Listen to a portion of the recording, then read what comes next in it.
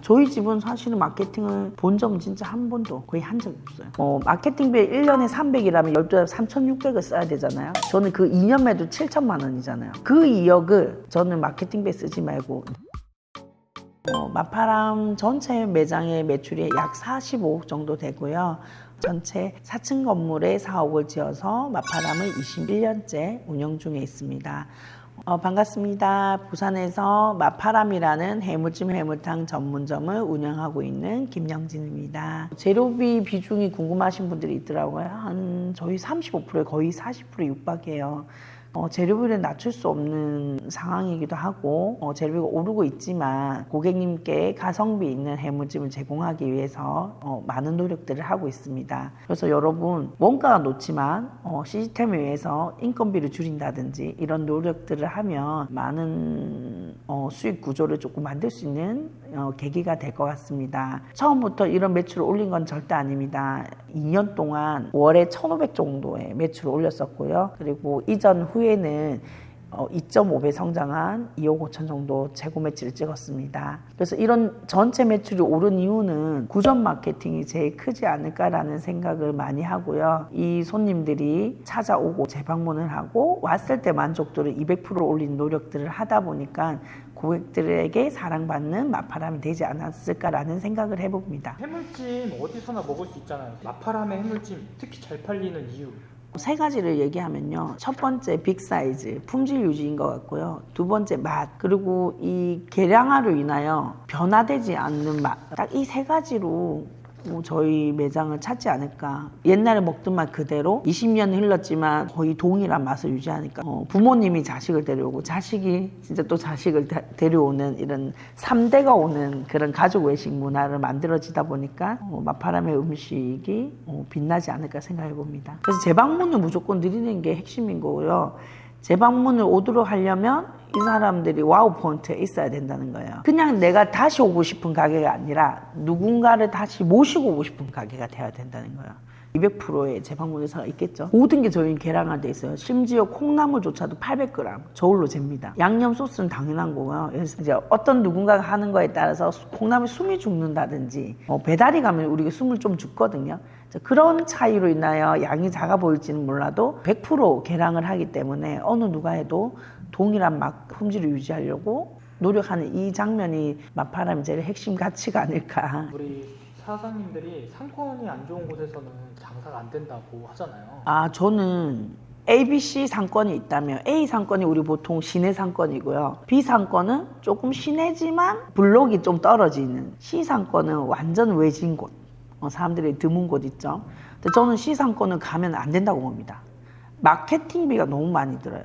그래서 제가 제일 추천드리는 곳은 B상권 정도입니다. A상권은 조금 위험한 게 코로나 이런 이슈들이 일어나면 부산대, 남포동 이런 관광지나 중심지에서 지금 임대가 엄청나게 붙어 있거든요. 그래서 여러분들이 제가 추천드리는 거는 평소에 데일리 가게가 조금 떨어지도 매출이 떨어지도 유지할 수 있는 월세, 그리고 거리도 멀면 직원을 모셔야 돼요. 월급도 300 줄 거 400 줘야 돼요. 그거는 거의 인건비로 또 너무 많은 지출이 일어나거든요. 100% 베스트는 아니지만 제일 좋은 상권 B상권에 적당한 월세에 우리가 올랐을 때도 이익이 보지만 떨어졌을 때도 그래도 우리가 유지할 수 있는 그 정도 상권에 사람들이 출퇴근할 수 있도록 하고, 너무 없는 곳은 무조건 마케팅이 들어가야 되거든요. 그 외진 곳을 만드는데 5년, 10년 걸리는 거예요. 근데 B상권은 1년, 2년 만에 만들 수 있는 거예요. 성지로. 그러니까 이런 거예요. 지금 마파람이 원래 가게가 상업지예요. 지금 서면이라 칠게요. 우리 부산 기준에서 서면에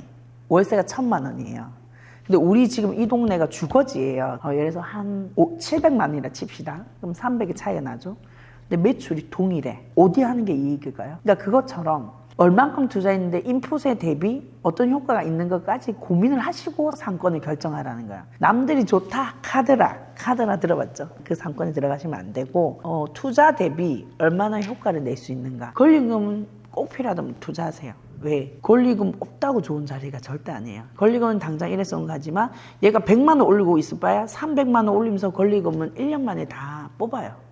그렇다면 돈만 아낀 사람도 어디 가요? C상권에 가서 고생하고 마케팅비 드리고 인건비는 더 많이 내고 그런 바보 같은 짓은 하면 안 됩니다, 여러분. 그래서 이게 어떤 의미냐, 나쁜 의도가 아니라 여러분들이 아무 생각 없이 여기 좋다 하더라 이 생각만 가지고 상권을 분석하지 말고 정말 객관적인 데이터와 상권 분석과 여러 가지 데이터를 이용하셔서 상권을 선택했으면 좋겠습니다. 그 신축 상권 거기에 들어가시는 사장님들도 있는데 분양 아파트에 있는 상가 제일 위험합니다. 생각보다 아파트 엄마들이 소비를 안 해요. 왜 그런지 알아요? 대출이자도 내야 되죠. 아이들이 크니까 학원비 내야 되죠. 이러니까 생각보다 소비를 하지 않아요. 그러니까 사람이 많이 모였으면 소비를 할 것 같죠. 그 대상의 니즈 파악이 먼저인 거예요. 예를 들면 이런 거예요. 명지나 함영동 우리 부산 기준에서 권리금 세고 다 세요. 월세 세요. 근데 거기에 될 것 같잖아요.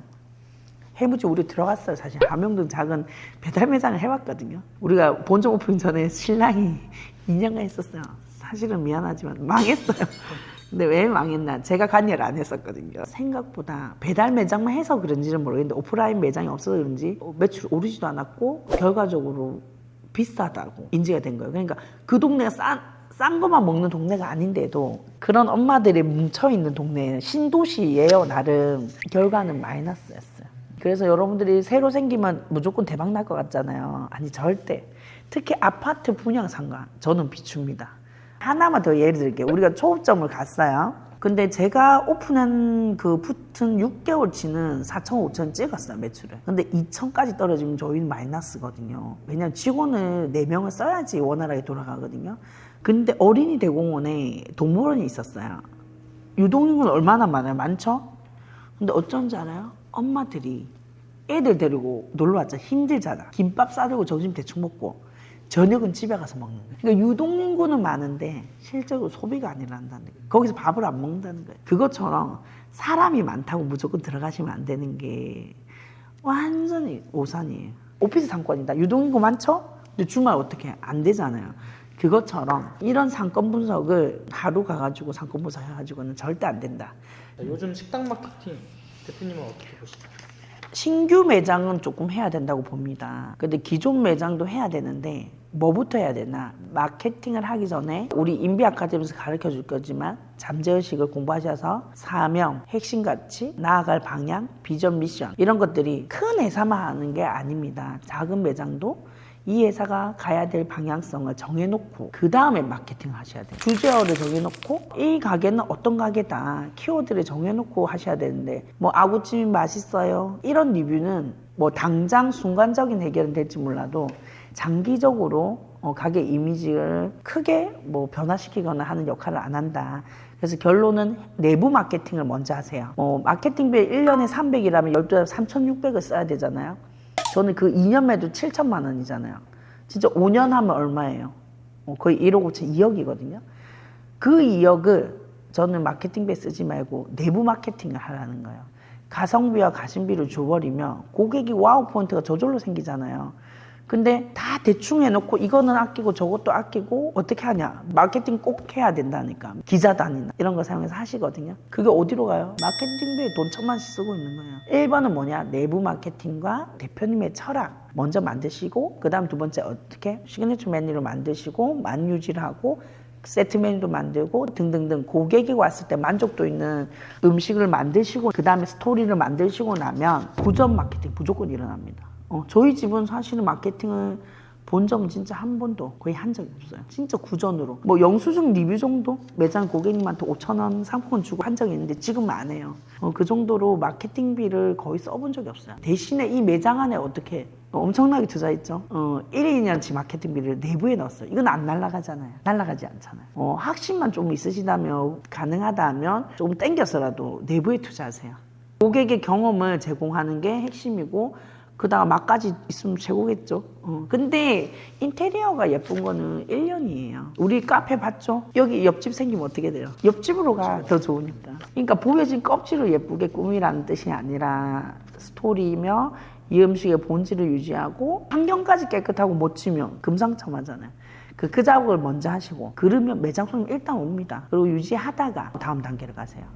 절대 무리해서 하지 말고 광고도 때가 있어요. 바로 하실 필요는 없어요. 어느 정도 한두 달, 세 달 정도 수습을 거치고 나면 여러분들이 마케팅을 정말 내 가치가 섰고 철학이 선 이후에 마케팅을 하시면 너무 좋으실 것 같아요. 우리 사장님들이 SNS를 참 어려워해요. 지금 가장 쉬운 방법은 저는 다 하고 있거든요. 블로그 전국 상위 5%, 준최적 7위고요. 그리고 영수증 리뷰 전국 100위입니다.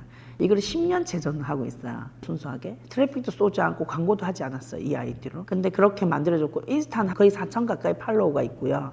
이렇게 다 페이스북도 제가 다 해봤거든요.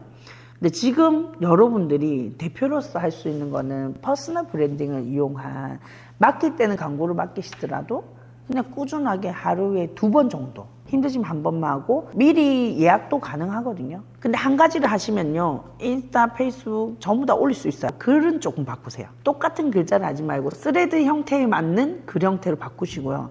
각 채널마다 특징의 글씨체가 있어요. 그 변화는 조금 주시고 그 정도 노력은 하셔야 된다 생각하고 하루에 1일 1포스트만 하셔도 여러분 1년 후에 몇 개가 올라갑니까? 365개가 올라갑니다. 근데 내가 매일 못하죠. 딱 하루에 30분만 투자하시면 저도 하루에 딱 1시간만 투자합니다. 왜? 여러분보다는 내가 전문가니까. 그리고 저는 매장이 몇 개예요? 5개예요 거의. 저는 인스타도 계정이 5개예요. 이거를 저 혼자 하지는 않지만은 다 관리를 하고 있습니다. 그래서 여러분들 한 매장 관리는 가능하겠죠. 대표님 쉬는 시간 빼서 하루에 30분만 투자하시면 퍼스널 브랜딩 가능하고 그 기획 부분이 부족하다면 제가 도와드릴게요. 상담하시면 조언을 해드리겠습니다. 그리고 내부 마케팅, 외부 마케팅 이 모든 것들이 궁금하시죠? 그리고 사장이 직접 할 수 있는 영역들에 대해서 여러분께 도움을 드릴 예정이고요.